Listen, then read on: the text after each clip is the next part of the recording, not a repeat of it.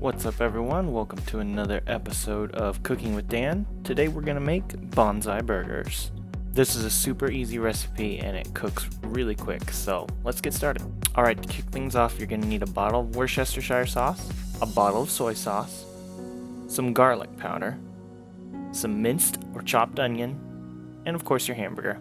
Now for the hamburger, I like to use an 85% lean meat. I've tried 90 and 93 before, but the burgers just turn out too dry, so that 15% fat content is the perfect amount. Also, I'm using a pound of meat here for the purposes of this recipe. Now the first ingredient I'm putting on here is the garlic powder. I like to use a pretty generous amount on the meat, as you can see. Now the next ingredient we're going to add is the minced or chopped onion.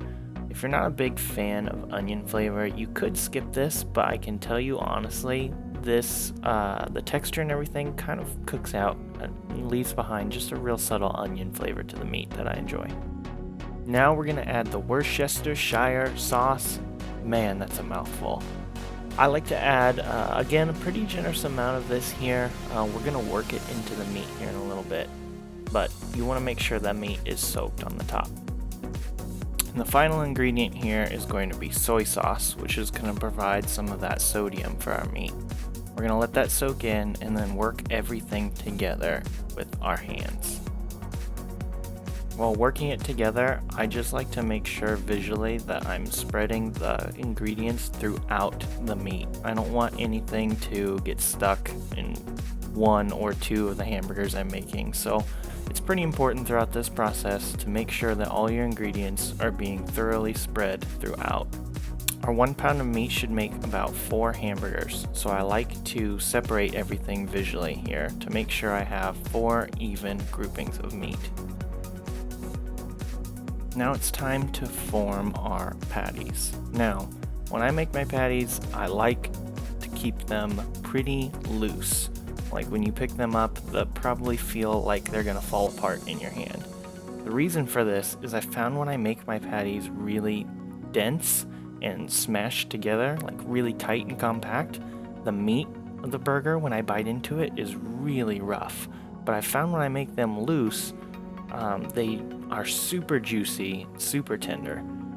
Also, while I'm pressing them together, I want them to be a little bit thin in the middle. It keeps the burger from kind of getting really thick and undone in the center.